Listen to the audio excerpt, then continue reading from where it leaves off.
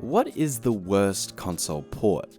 Well, a quick Google search will give you a couple lists from notable articles that describe many bad ports on different consoles. I mean, you got Command & Conquer on N64, Max Payne on PS2, and even Doom on the 3DO.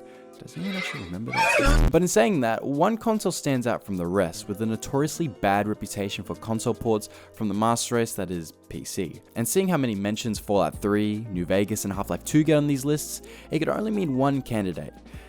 The PS3. Now, I've made many videos on the PS3 praising it as the true revolution in console hardware at the time, from a nostalgic point of view. But it doesn't make it any less harder to defend when its console architecture is a load of spaghetti. The release of Half-Life 2 was a milestone in the world of gaming, captivating players with its groundbreaking storytelling, physics-based gameplay, and immersive environment.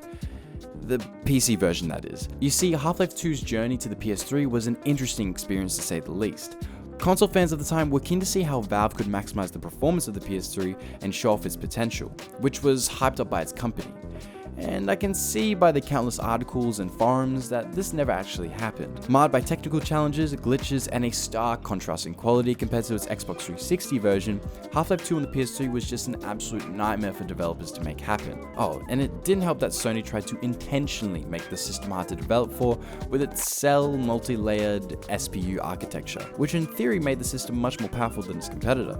But what's the point of all this power if no one can take advantage of it? These issues and technical problems for the most part made the PS3 version not well received by PlayStation users. The development of Half-Life 2 for the PS3 created many challenges for its porting team, which was EA, as Valve could not be bothered trying, with a total hatred for the system coming from its project overseer, Gabe Newell. Oh, and the EA we're talking about is pre-2010, so still cool back then, making Burnout 3 and NFS Underground.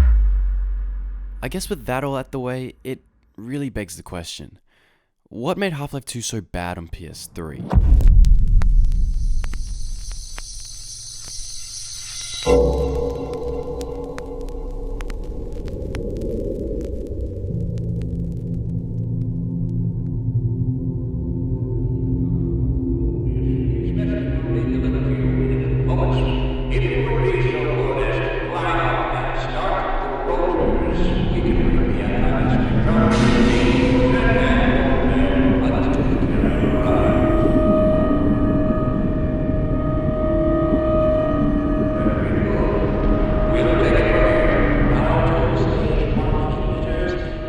Half-Life started its development as an answer to the disappointing innovation of FPS games in the 90s, being a heavily modified version of the Quake engine, which was known as Gold Source. It allowed developers to tweak or build upon Quake's existing FPS gameplay style, which Half-Life is very reminiscent of. Valve aimed to create an immersive world rather than a shooting gallery, which many games of the time like Quake and Unreal had been known for. Unlike other games of the time, the player has an almost uninterrupted control of their character, with the story being mostly experienced through scripted sequences rather than cutscenes. Half-Life became an overnight success and practically kickstarted Valve. With its success, the OG Half-Life spawned its first console port to PS2, which was not as well received as its PC counterpart, foreshadowing Valve's later port actions in its most ominous form. The PS2 version laid the groundwork for Valve to continue to ship their games on different systems, and not really limit their sales to one system, which was a wise business practice of the time.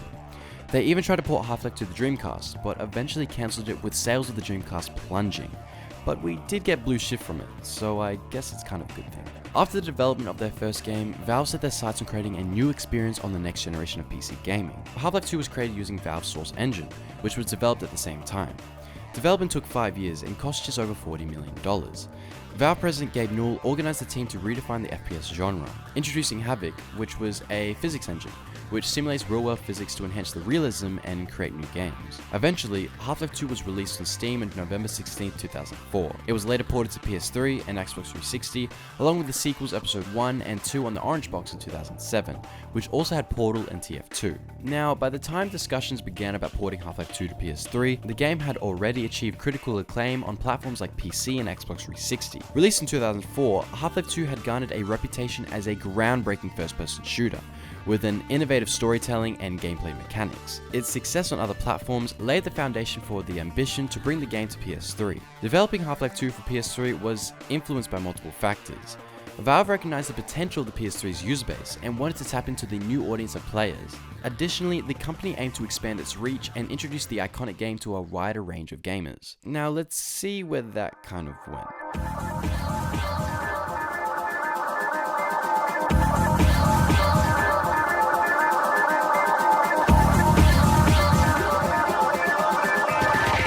One of the primary reasons behind the troubled development of Half-Life 2 on PS3 was the architecture of the console itself. The PS3 featured the Cell microprocessor, a highly specialized but intricate component that diverged from familiar architectures of the Xbox 360 and traditional PCs. The complexity of the Cell processor presented a steep learning curve for developers, requiring them to rewrite code and rework optimization techniques to harness the full potential. Basically, having to write code to each of the individual SPUs in the processor, which was a difficulty to say the least, as there were 8 of them. The PS3's unique architecture posed challenges for developers accustomed to working with conventional CPUs and GPUs, which the 360 was based on. Studios often had to adapt their coding techniques to accommodate the Cell processor's strengths and weaknesses. This unfamiliarity with the architecture led to longer development times, as developers struggled to optimize code for the PS3's hardware. And let's see where all that hard work went. Half-Life 2 on PS3 suffered from major frame rate drops, screen tearing, and inconsistent performance, which impacted the overall gameplay experience. These glitches were a direct result of challenges developers faced when porting the game's code to the PS3's architecture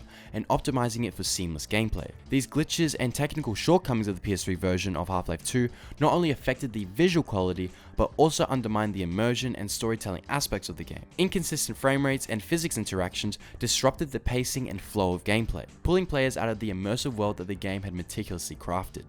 The physics-based gameplay that made Half-Life 2 a standout experience encountered significant hurdles on the PS3. The intricate interactions between objects, particle effects, and physics simulations strained the console's capabilities. As a result, the physics engine often struggled to maintain a smooth performance. The frame rates and glitches were so bad on launch that some well-known gaming magazines like 1UP stated that it was unplayable. After spending a significant amount of time with the near-final version of the PS3 game, it is apparent that this version suffers from a number of technical flaws, which at best merely hindered the gameplay and at worst made the experience downright unplayable.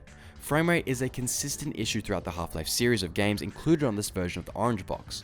One moment you'll be cruising through the game at 30 frames per second, and the next you'll be enjoying a slideshow of series protagonist Gordon Freeman cruising down the river. Valve's expertise on PS3 and Xbox 360 development did not translate seamlessly to the PS3, mostly because they were so used to developing for normal PC-based architectures which the 360 was based on, and was so easy to make games for, as it followed a normal development process. The PS3 did not, and it was designed like that on purpose to give developers a challenge, according to Sony's developers. The unfamiliarity with the PS3's architecture led to a steep learning curve. Developers had to grapple with the intricacies of the Cell processor and its specific demands, as Valve needed to tailor the development approach to the console's architecture. Investing in the Cell gives you no long-term benefits. There's nothing there that you are going to apply to anything else.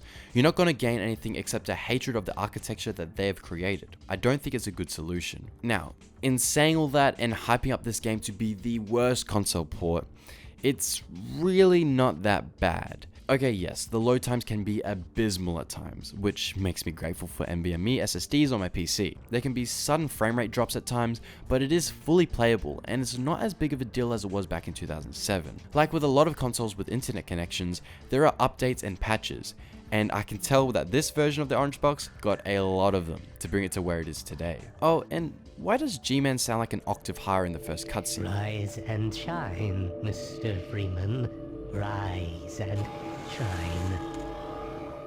I think a lot of these complaints from fans can come from a place of reason. Given the presumed power beneath the hood of Sony's console, there's no good reason why the PS3 owners should suffer from the substandard ports compared to the 360 version, which is the less powerful system. A lot of these complaints came from a genuine hype to see what Valve could pull off with such a powerful system, and they were all disappointed as it looked worse than the 360. One thing I do have to mention are the load times. Despite dumping 400 some odd megs onto my hard drive, some of the load times seem to be absolutely brutal. While I don't mind waiting 15 to 30 seconds for the game to first load up, having to wait that same 15 to 30 seconds just to respawn or load your last checkpoint bordered on unbearable. Textures were worse on the PS3 Orange Box, and all had a slightly muted tone to them, where the 360 version were a lot brighter. It's a lot more noticeable in Portal, but it's just as bad in Half-Life 2. Half-Life 2 Episode 2 though, well, that's a completely different story. The FPS on that game literally became a slideshow at times. A lot of the console fans were kind of at war with each other at the time. Was it bad? Was it not bad? Was it all blown way out of proportion? Yeah, it was. I guess the bottom line here is this. If you own an Xbox 360 or a PC that can run it smoothly, you're probably better off picking up the orange box somewhere other than the PS3. The game does slightly look better on the 360, and I can't recall any noticeable frame rate issues while playing through that version. Is it worth getting on PS3? If you have a PC, then you should just get Half-Life 2 on that instead.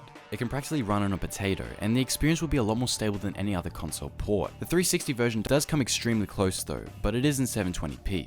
If the PS3 is your only source of entertainment, then this version is passable, but don't go flocking to eBay to buy a copy of the orange box. At the end of the day, the uniqueness of the cell processor and lack of familiarity with the PS2's hardware is the reason for the developers' hatred of the system, resulting in a game plagued by glitches, performance issues, and an overall diminished gameplay experience compared to its 360 counterpart. While Half-Life 2 on PS3 can be a playable experience, the issues of its day one release can still be felt, even a decade after its release.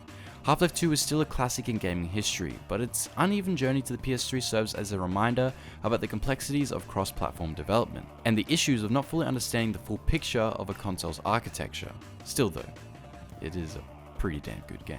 But in saying that, this has been Nathan Vintage, and as always, thanks for watching.